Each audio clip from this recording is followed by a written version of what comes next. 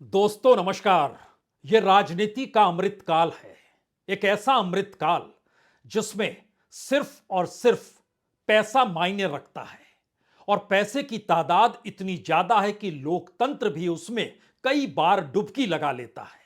और इस देश के भीतर में लोकतंत्र की रक्षा करने वाले वो तमाम संस्थान भी सत्ता के हथियार के तौर पर काम करने लगते हैं, जहां से वसूली पैसे के तौर पर की जा सके। यानी जिसका जो काम है उस काम को छोड़कर इस देश के भीतर में भ्रष्टाचार कहिए, ब्लैक मनी कहिए, गलत तरीके से पैसे की उगाही कीजिए या फिर सीधे तौर पर वसूली कहिए, इन तमाम बातों का खुलेआम जिक्र इस अमृतकाल के दौर की एक खासियत है। हर चुनाव में निर्धारित होता है और चुनाव आयोग निर्धारित करता है कि कोई भी नेता चुनाव लड़ रहा है तो कितने पैसे वो खर्च कर सकता है। और किसी भी पॉलिटिकल पार्टी के जरिए जब वो टिकट पाता है तो उसकी सीमा वही होती है जो निर्धारित चुनाव आयोग ने किया। और उसके बाद चुनाव में वो जितना खर्च करता है और उसके बाद उस पॉलिटिकल पार्टी को बताना पड़ता है कि दरअसल हमने इस चुनाव में इतना खर्च किया।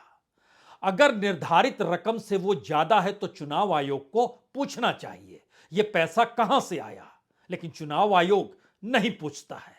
क्योंकि भारत का राजनीतिक अमृतकाल तो 2014 के बाद इस तरीके से रेंगने लगा है जहां पर पैसा छोटा पड़ जाए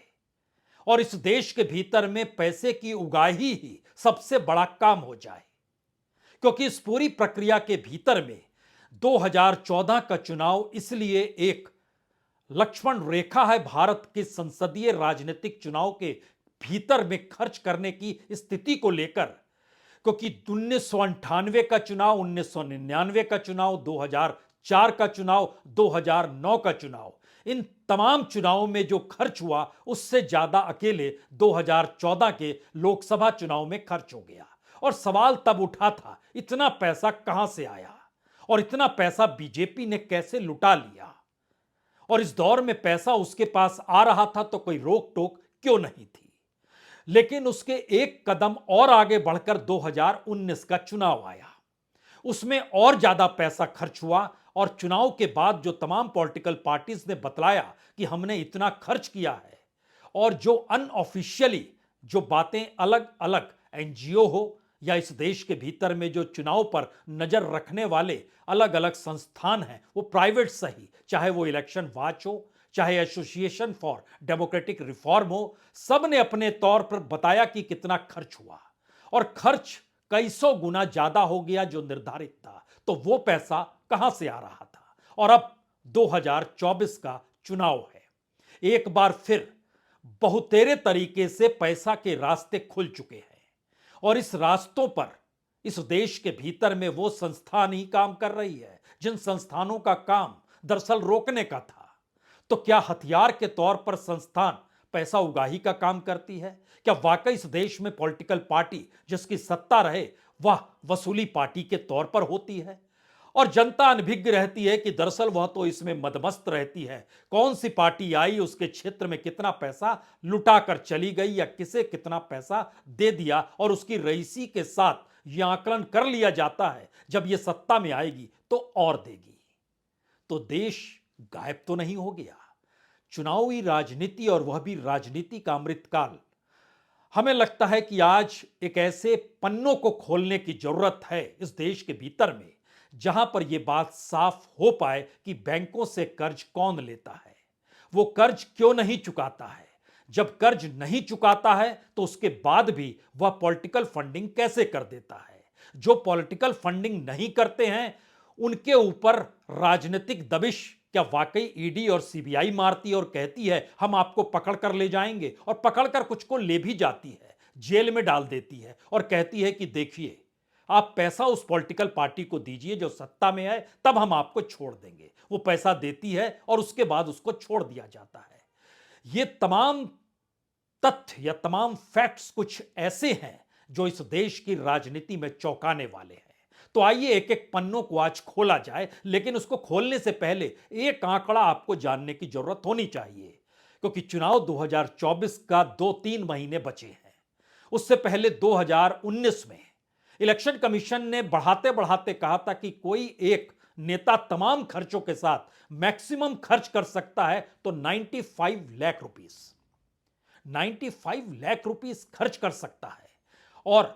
बीजेपी जो सत्ताधारी पार्टी, कई राज्यों में डबल इंजन की सरकार, उसने जो खर्च किया और जो इलेक्शन कमीशन को बतलाया उसके हिसाब से 1264 करोड़ रुपए उसने खर्च कर दिए थे। अब सवाल यह था कि इतनी रकम अगर वो बता रहा है और उसने उम्मीदवार 437 उम्मीदवारों को मैदान में उतारा, तब तो प्रति उम्मीदवार खर्च 2 करोड़ 90 लाख के लगभग हो गया। तो एक तरफ तो 95 लाख मैक्सिमम था और यहां पर 2 करोड़ 95 लाख खर्च के साथ बकायदा इलेक्शन कमीशन को बीजेपी ने सौंपा कि हमने 1264 करोड़ खर्च कर दिए। उसके बाद जो दूसरी प्राइवेट संस्थाएं थी जो जांच कर रही थी, उन्होंने बताया जी नहीं, ये खर्चा तो लगभग 27,000 से 35,000 के बीच का है और 2019 का चुनाव में लगभग 60 से 70,000 करोड़ रुपए खर्च हुए, जो कुछ लोगों ने कहा 1 लाख करोड़ तक भी खर्च हुए पूरे चुनाव में। इतना पैसा कहां से आ रहा था और कौन दे रहा था और खुद चुनाव आयोग ने कोई कार्रवाई क्यों नहीं की?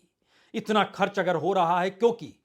दूसरी तमाम पॉलिटिकल पार्टीज भी ऐसा नहीं है कि वो 95 लाख खर्च कर पाई हो, कुछ तो 95 लाख भी नहीं बता पाई जब उसने जानकारी दी, यानी उनके पास पैसा नहीं था।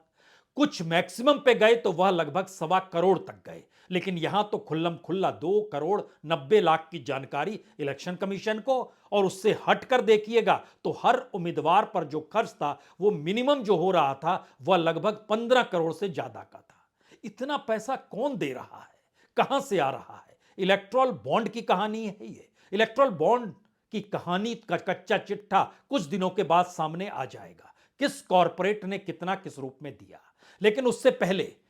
पहले एक चीज और समझ लीजिए, जिन बातों का जिक्र बड़ा जरूरी है। हमारी टीम ने दरअसल इस पे एक फैक्ट्स निकाले और उसने जानकारी दी कि बैंकों से कर्ज लेने वाले जो बड़े बड़े उद्योगपति हैं, जो कॉरपोरेट हाउसेज हैं,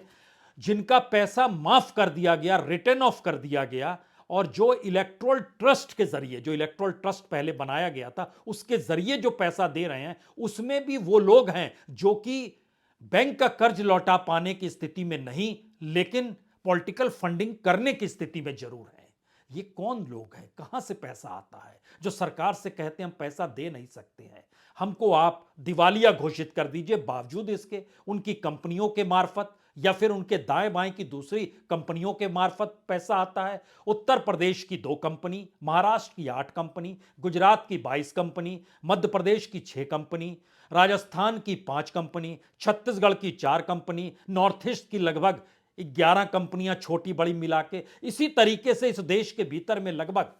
102 कंपनियां ऐसी हैं जो कि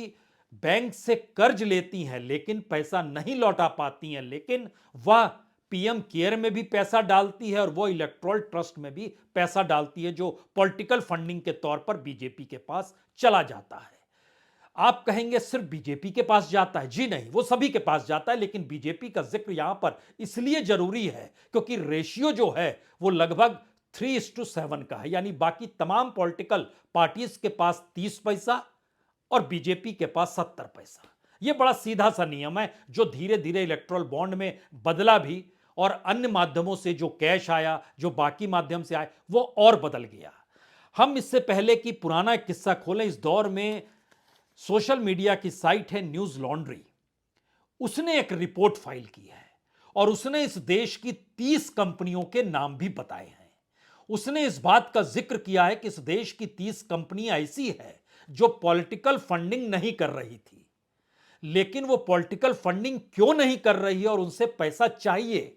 तो उनके दरवाजे पर ईडी पहुंच गई, सीबीआई पहुंच गई, और जब जब उन पर कार्रवाई हुई और कार्रवाई होने के बाद उन्होंने पॉलिटिकल फंडिंग बीजेपी के लिए शुरू कर दी। ध्यान रखिएगा, बीजेपी के लिए शुरू कर दी। तो क्या ईडी और सीबीआई और आईटी का उपयोग वसूली के तौर पर इस दौर में राजनीतिक सत्ता कर रही है या सत्ताधारी पॉलिटिकल पार्टी बीजेपी कर रही है? क्या ऐसी स्थिति आई है? हमें लगता है इस रिपोर्ट का पहले एक हिस्सा आपको बता दें, उसके बाद इस देश में पूंजी के असल खेल को आपके सामने रखा जाएगा।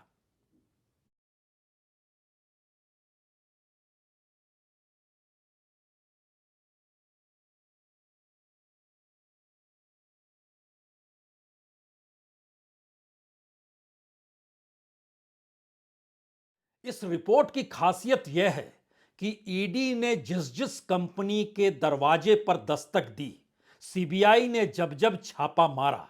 उसकी तारीखों के साथ यह भी बताया गया कि कितने दिनों के बाद इन कंपनियों ने पॉलिटिकल फंडिंग करनी शुरू कर दी। यानी ईडी और सीबीआई पर जो आरोप लगते रहे पार्लियामेंट के भीतर और सुप्रीम कोर्ट में भी 14 पॉलिटिकल पार्टीज ने सरकार किस तरीके से इनका इस्तेमाल कर रही है इसके आरोप लगाए, तो क्या ऐसे में अब सुप्रीम कोर्ट को कार्रवाई नहीं करनी चाहिए? क्योंकि तारीखें बिल्कुल साफ है, उन पर क्या कार्रवाई हुई बिल्कुल साफ है। उन पर मनी लॉन्ड्रिंग का क्या आरोप था, उन्होंने आर्थिक गड़बड़ियां कैसी की, ये आरोप थे। लेकिन उसके बाद कुछ को जेल में भी डाला गया, लेकिन फिर छोड़ दिया गया और फिर तुरंत बाद उनके जरिए पॉलिटिकल फंडिंग शुरू हो गई। किसी ने 1 करोड़ दिया, किसी ने 3 करोड़ दिया, किसी ने 9 करोड़ दिया, किसी ने 30 करोड़ दिया, किसी ने 35 करोड़ दिया और होते होते 335 करोड़ का एक पूरा आंकड़ा निकल कर आया कि जिनको इन 30 कंपनी जो पहले भी पॉलिटिकल फंडिंग नहीं करती थी, ऐसा नहीं है कि यह कांग्रेस को कर रही थी या किसी XYZ पार्टी को कर रही थी, बिल्कुल नहीं, लेकिन उनसे भी पैसा निकाला जा सकता है। यह हुनर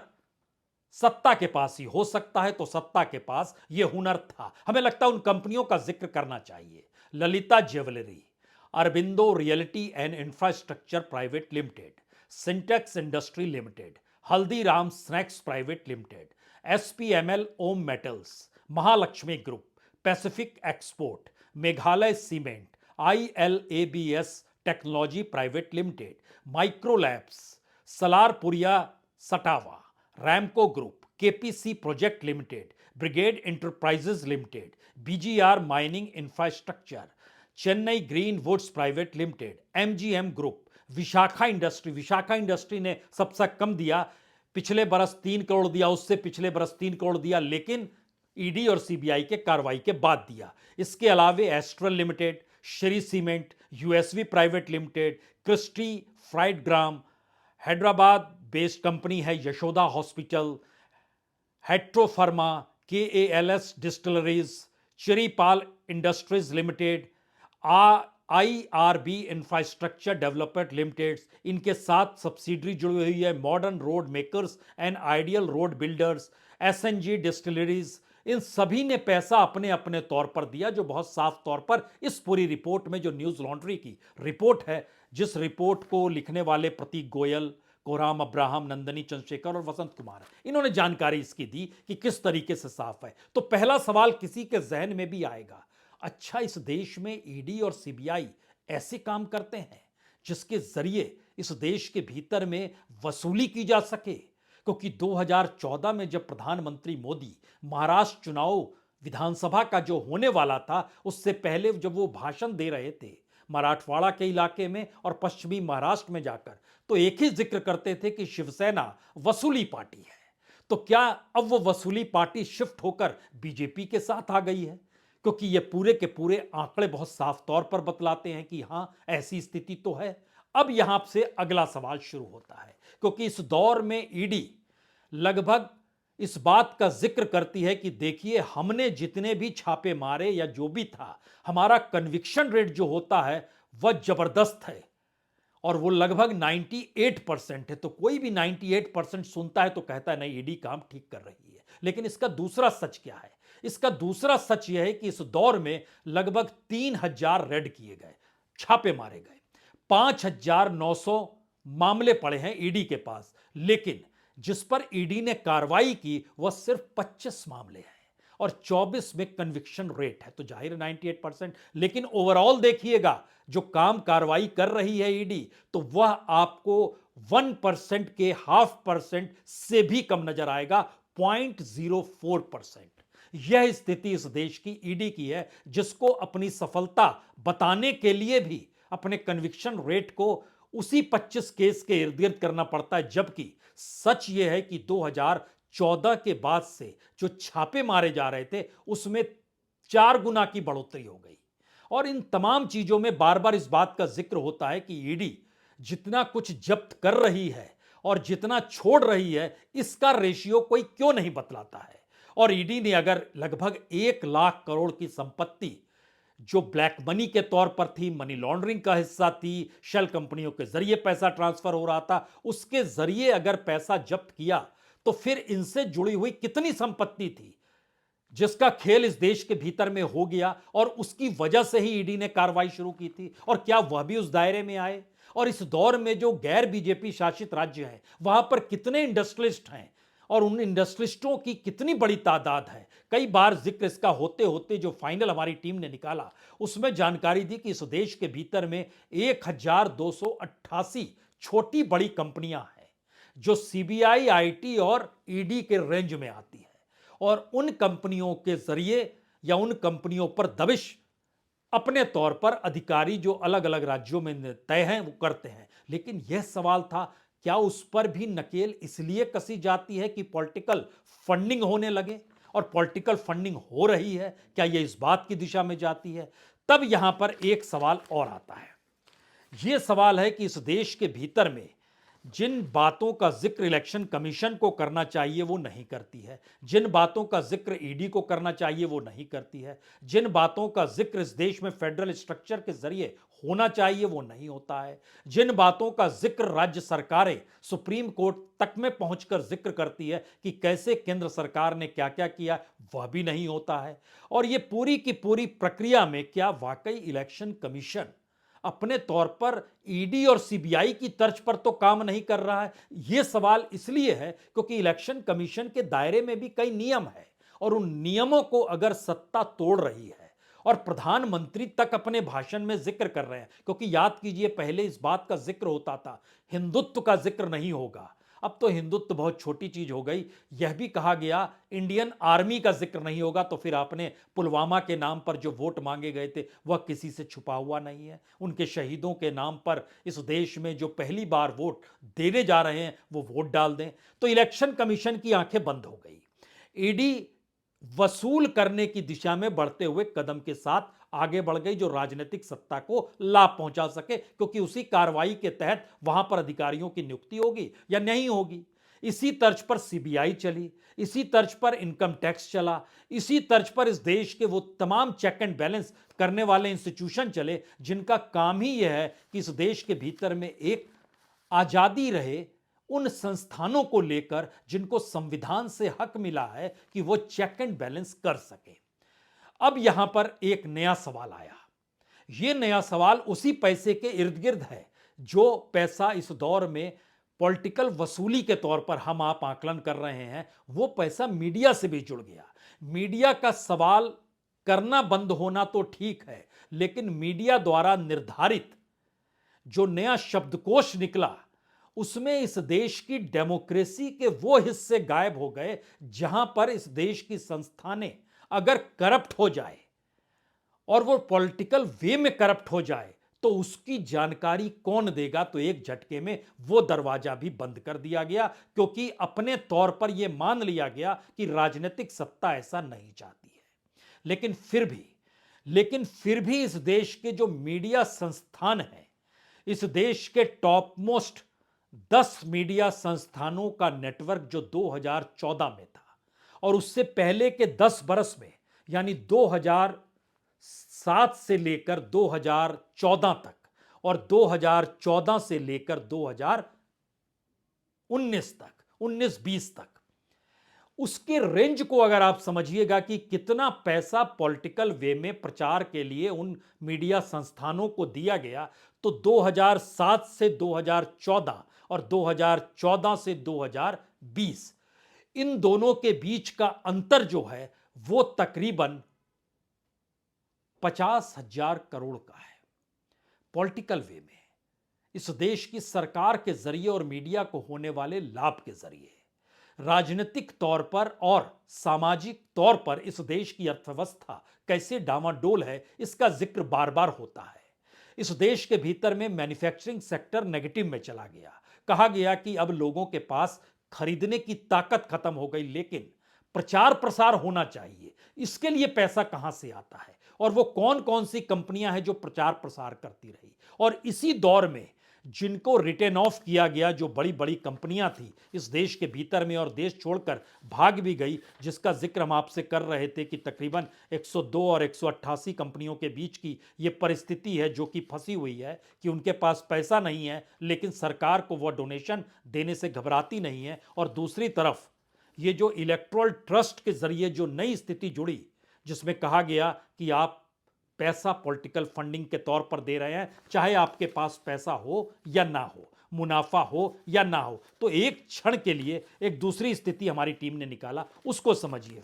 दरअसल इस देश के भीतर में कॉरपोरेट डोनेशन पर बैन आजादी के बाद पहली बार इंदिरा गांधी ने लगाया था 1969 में। राजीव गांधी ने उस बैन को हटा दिया था 1985 में। फंड देने वालों को टैक्स में माफी दी जाएगी, इसका जिक्र किया था पीवी नरसिम्हा राव ने। और पीवी नरसिम्हा राव जब चले गए तो सुप्रीम कोर्ट ने बकायदा जो पार्टीज थी उनको रिटर्न फाइल करना होगा, इसका जिक्र किया। 96 आते आते इस देश में इलेक्टोरल ट्रस्ट बना। 2003 में अटल बिहारी वाजपेयी जब इलेक्शन में जा रहे थे तो उन्होंने कहा जो डोनेशन देगा वो 100% टैक्स फ्री होगा, और यह प्रक्रिया के बाद इलेक्टोरल बॉन्ड आ गया। अब यहां से असल खेल शुरू होता है, जिसको समझने की जरूरत सिर्फ आंकड़ों के लिहाज से है। भारत के भीतर में जो कंपनियां हैं जो डोनेशन दे सकती है, जिन्होंने डोनेशन कभी भी दिया होगा, उनकी तादाद जो है तकरीबन 5000 के लगभग है। इन 5000 कंपनियों में से लगभग 1900 कंपनियों ने खुद को दिवालिया किया घोषित, या उनकी स्थिति नाजुक हुई तो उनके मामले चले गए एनसीएलटी में। एनसीएलटी में जो मामले गए उसमें भी जो बैंकरप्सी कोड बना, उसके उनको राहत और रियायत देने के लिए इस कानून को लाया गया, जिससे उनकी पॉलिटिकल फंडिंग बनी रहे और उनको जो कंपनी के जरिए लाभ नहीं हो रहा है उसको सस्ते में बैंक को चूना लगाकर उसको किसी दूसरे को बेच दिया जाए, लेकिन उनके जीवन में और उनकी सुविधाओं में कोई कमी नहीं आनी चाहिए। तो यह जो 5000 कंपनियों का पूरा फेस था, उसके जरिए डोनेशन गाहे बगाहे अपने तौर पर इस देश में होते रहे, और वह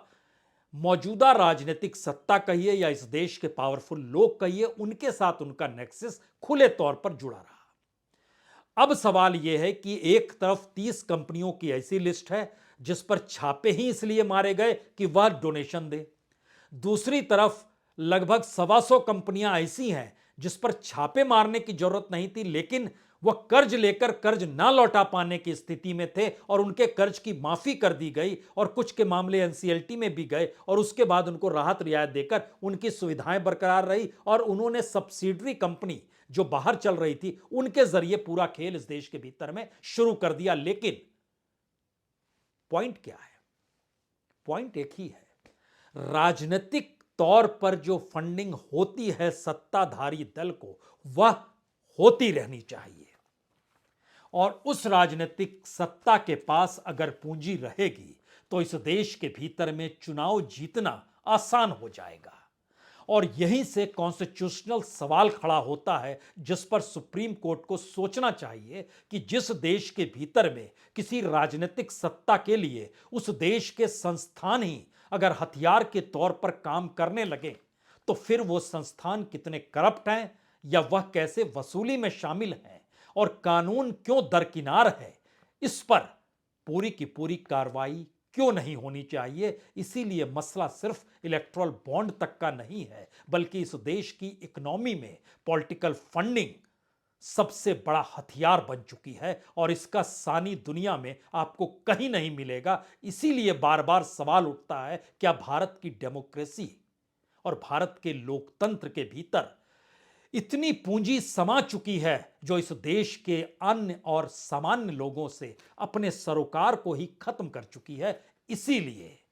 संसद के भीतर बैठी हुई सत्ता हो या विधानसभा के भीतर बैठे हुए विधायक और सरकार की फौज हो, इनके सरोकार जनता से हो नहीं पाते हैं, क्योंकि इनका जीवन जिस पूंजी पर टिका है उस पूंजी के सरोकार इस देश की जनता के साथ नहीं है, और पैसे से पैसा बनाने का जो पूरा खेल है वो संस्थानों के जरिए ही चल रहा है, और यह इस देश के लोकतंत्र का एक नायाब सच है। बहुत बहुत शुक्रिया, बहुत बहुत शुक्रिया।